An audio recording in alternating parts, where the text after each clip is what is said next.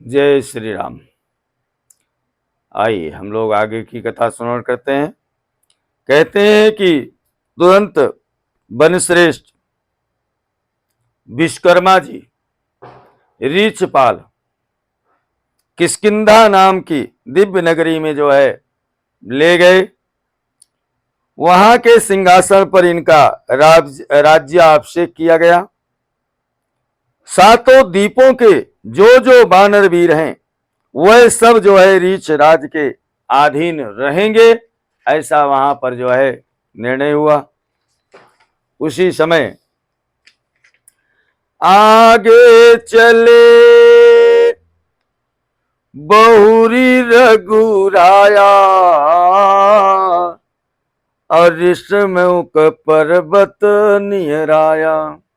ऋषमुख पर्वत निहराया। तारा सचिव सहित सुग्रीवा आवत देखी अतुल बल सीवा। गीत कर्म सब करे परम गति ताहि दिबाई।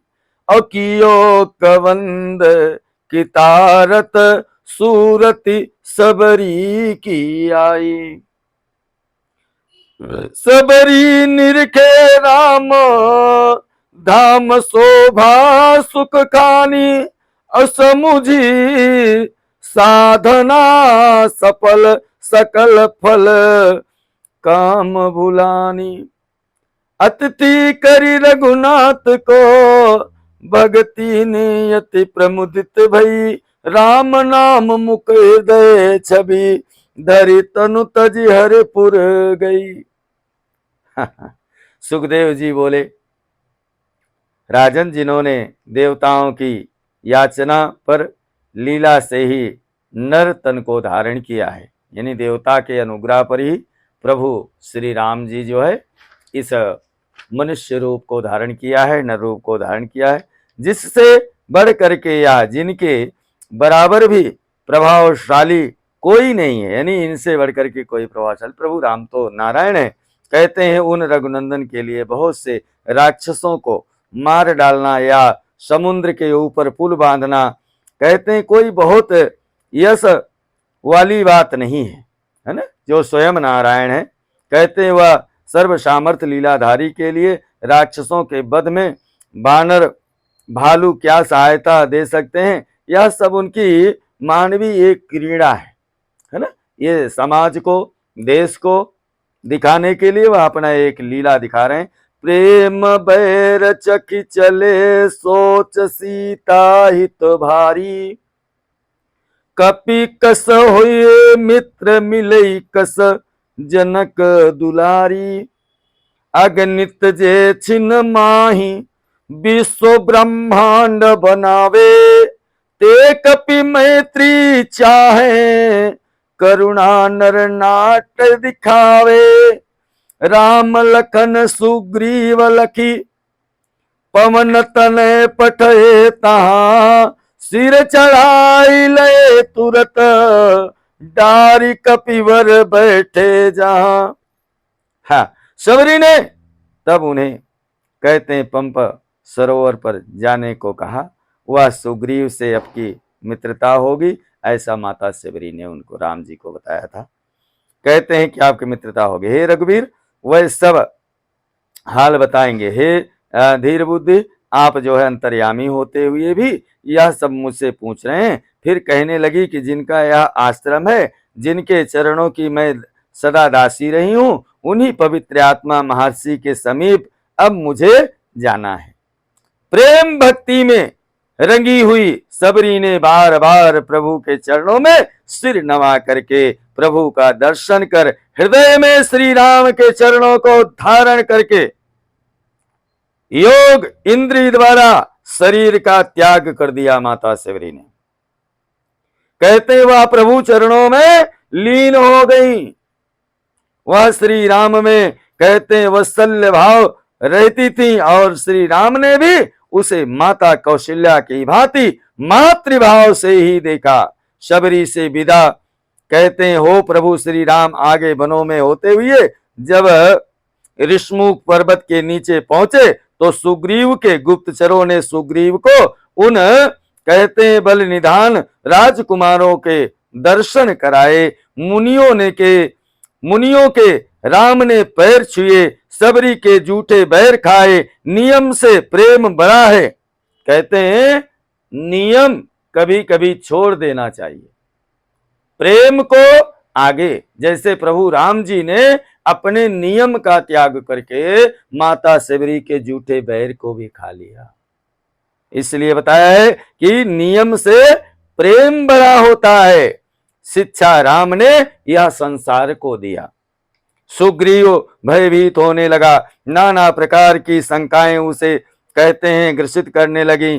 तब समाधान के लिए अंजनी कुमार को उनके समीप भेजा। प्रभु रामचंद्र जी के पास कौन गया? प्रभु श्री हनुमान जी। हाँ, हनुमान जी जो है ब्राह्मण वेश धारण करके सबसे पहले प्रभु रामचंद्र जी के समीप पहुंचे। अभिवंदन करके कहते हैं जानकारी की आप इस कठोर भूमि बीहड़ वन जंगल में विचरण करने वाले कौन है? कहीं आपके मार्ग भ्रम तो नहीं हो गया है?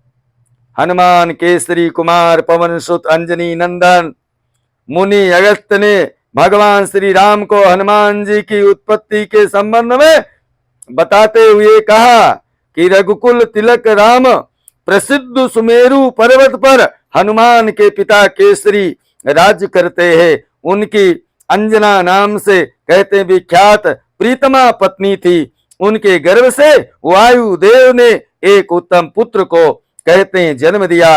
एक दिन माता अंजन कहते हैं फल लाने के लिए वन में गई। माता की अनुपस्थिति में हनुमान भूख से पीड़ित होकर रोने लगे। इतने में उन्होंने कहते हैं लाल रंग वाले सूर्यदेव को उदित होते हुए देखा। लाल रंग का फल समझ करके वह सूर्य की ओर उछले और आकाश में उड़ने लगे।